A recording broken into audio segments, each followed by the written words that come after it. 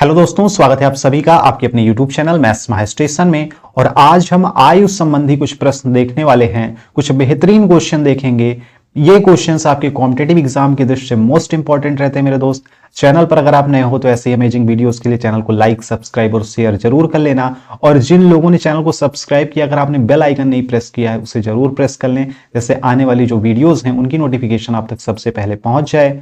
अगर इससे पहले वाले वीडियोस अगर आपने नहीं देखे हैं, नीचे डिस्क्रिप्शन बॉक्स में लिंक मिल जाएगा, वहां से जाकर आप सारे वीडियोस देख सकते हैं। टॉपिक वाइज हर एक वीडियो में आपको प्रॉपर तरीके से कवर कराया गया है, कैसे आप आसान तरीके से क्वेश्चंस को सॉल्व कर पाएंगे। ठीक है, चलिए आज का अपना क्वेश्चन देखिए मेरे दोस्त। पहला क्वेश्चन आपका कह रहा है कि सूर्य की आयु अपने पुत्र से 25 वर्ष ज्यादा है। कितना है? 25 वर्ष ज्यादा है। तो हम कह सकते हैं कि वर्तमान समय में, आप कह सकते हैं वर्तमान समय में पुत्र की आयु और सूर्य की आयु कितनी है।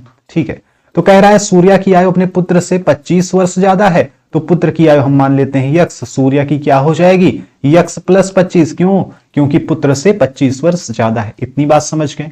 कह रहा है 5 वर्ष बाद वो अपने पुत्र की आयु का दोगुना हो जाएगा। अब हम बात करते हैं कि 5 वर्ष बाद की।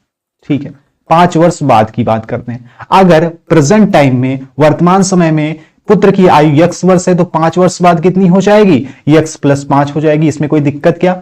हो जाएगी ना। अब मेरे दोस्त सूर्य की आयु कितनी हो जाएगी 5 वर्ष बाद? अभी यक्स प्लस 25 है, तो यक्स प्लस 25 प्लस 5 हो जाएगी, यानी कि यक्स प्लस 30 हो जाएगी। ठीक है, इस बात को समझ रहे हैं। कह रहा है कि 5 वर्ष बाद वह अपने पुत्र की आयु का दोगुना हो जाएगा। पुत्र की आयु का क्या हो जाएगा? दोगुना हो जाएगा। तो 5 वर्ष बाद पुत्र की आयु ये है और सूर्य की आयु ये है। क्या कह रहा है? पुत्र की आयु का दोगुना हो जाएगा, यानी यक्स प्लस 30 किसके बराबर हो जाएगा? 2 यक्स प्लस 5 के। इसकी क्या हो जाएगा? दोगुने के बराबर हो जाएगी इसकी आयु। इसी को आपको सॉल्व कर लेना। यक्स की वैल्यू आ जाएगी आपकी, यहां पर क्या हो जाएगा? यक्स प्लस 30 बराबर 2 यक्स प्लस 10। ठीक है, यहां देखो यक्स को इस साइड ले आओ तो कितना हो जाएगा? 2 यक्स में से यक्स घट जाएगा तो आ जाएगा यक्स। 30 में से 10 घटा दो, कितना हो गया? 20 हो गया। यक्स की वैल्यू क्या आ गई? 20 आ गई। और यक्स क्या था? पुत्र की वर्तमान आयु थी, तो ये हो गई 20 वर्ष। पुत्र की वर्तमान आयु 20 वर्ष। सूर्य की वर्तमान आयु यक्स प्लस 25 है, यानी 20 प्लस 25 यानी 45 वर्ष है सूर्य की वर्तमान आयु। पूछ क्या रहा है? 3 वर्ष बाद सूर्य की आयु कितनी होगी? तो 45 में आप 3 वर्ष जोड़ लो, कितना हो गया? 48 वर्ष हो गया। तो सूर्य की 3 वर्ष बाद आयु कितनी हो जाएगी? 48 वर्ष हो जाएगी। कौन सा ऑप्शन? ऑप्शन सी आपका करेक्ट आंसर होगा। तो ऐसे क्वेश्चंस जब भी हैं आसानी के साथ आप लगा सकते हैं। बस क्वेश्चन को एक सही तरीके से आपको पढ़ना है, समझ के वर्तमान, उसके बाद 5 वर्ष बाद जितना कहा है उसमें जोड़ लेना है। आसानी के साथ आप ऐसे क्वेश्चंस को सॉल्व कर पाएंगे। ठीक है, चलिए नेक्स्ट क्वेश्चन देखते हैं। नेक्स्ट क्वेश्चन देखिए, कह रहा है रमेश की वर्तमान आयु 5 वर्ष बाद सुरेश की आयु से 9 वर्ष अधिक है।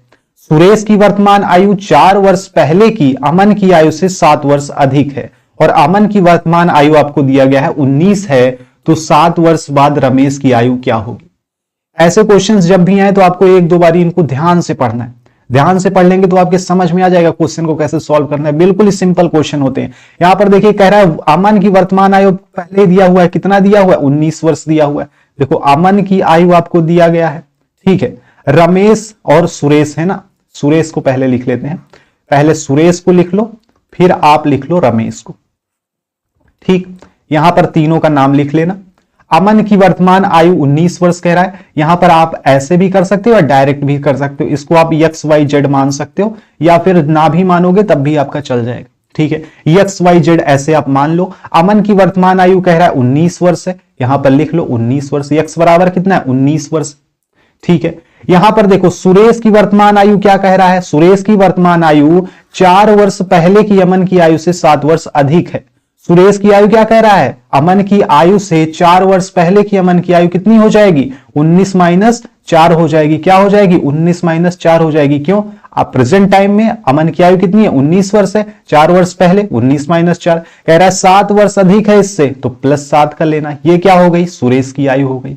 ठीक, तो कितना हो गया? 19 में से यहां देखो माइनस 4 है, यहां प्लस 7 है, तो यहां पर क्या हो जाएगा? प्लस 3 बचेगा, यानी 19 में 3 जोड़ोगे तो 22 वर्ष हो जाएगी प्रेजेंट टाइम में सुरेश की आयु। अब देखो यहां पर कह रहा है रमेश की वर्तमान आयु 5 वर्ष बाद सुरेश की आयु से 9 वर्ष अधिक है।